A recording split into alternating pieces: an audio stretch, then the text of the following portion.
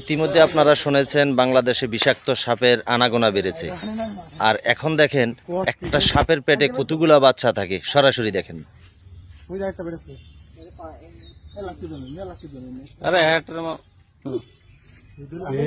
বেশি